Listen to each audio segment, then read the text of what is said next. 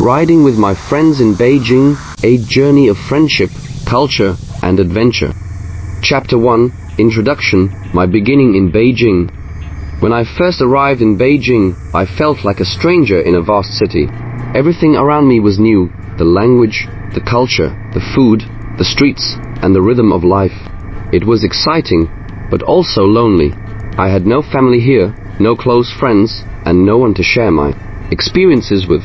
Every morning, I would wake up, walk outside, and see thousands of people rushing to their jobs, meeting with friends, or enjoying their lives.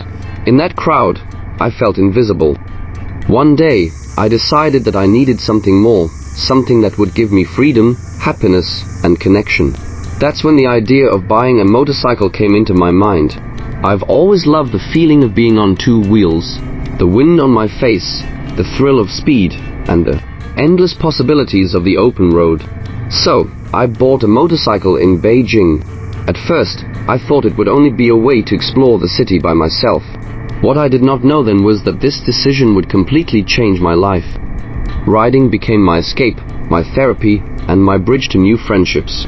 It was the motorcycle that helped me connect with people who, at first, were complete strangers, but who later became my brothers. Chapter 2, Meeting my friends on the road. The beauty of motorcycles is that they create a bond between riders, even if you have never spoken before. On the streets of Beijing, I began to notice other riders like me. Sometimes it was a quick nod of acknowledgement at a traffic light. Sometimes it was following the same road and ending up in the same coffee shop or rest area. Slowly, those random encounters turned into conversations. I remember one of the first times I stopped to talk with a group of riders. I was nervous, because my Chinese was not perfect, and I wondered if they would accept me. But to my surprise, their smiles were warm, and their welcome was genuine. They invited me to join them on a ride the following weekend. That was the moment I realized I was no longer alone in Beijing. From that day forward, my life changed. These friends didn't just share their time with me, they shared their food, their culture, their language, and their hearts. They taught me that riding together is not just about the road, it's about building friendships and creating memories. Chapter 3, Sharing Cultures and Languages. One of the most beautiful parts of riding with my Chinese friends has been the cultural exchange. Every ride is like a classroom, and every stop is a lesson. They teach me Chinese words and phrases, sometimes laughing when I pronounce them incorrectly, but always encouraging me. In return, I share with them words from my own language, stories from my country, and the flavors of my culture. Food became another bridge between us. After long rides, we would sit together and eat. Sometimes we enjoyed traditional Chinese dishes, dumplings, noodles, Beijing duck, hot pot.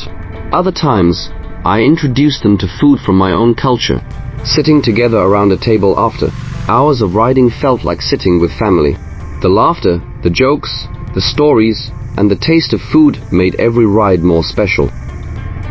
Chapter 4, Exploring Beijing Together. Beijing is not just a city, it is a world of history, nature, and adventure. Riding with my friends gave me the chance to see a side of Beijing that many foreigners never get to experience. We rode through the bustling city streets, past the tall skyscrapers and ancient temples, and then out into the open roads that led to the mountains. The mountain regions around Beijing are breathtaking. The winding roads, the green forests, the fresh air, all of it felt like freedom. Riding there with my friends was more than just a trip, it was a memory written on the road. We would stop by small villages, have tea or snacks, and continue our journey. Sometimes we rode fast, enjoying the thrill, and sometimes we slowed down, simply taking in the beauty of nature.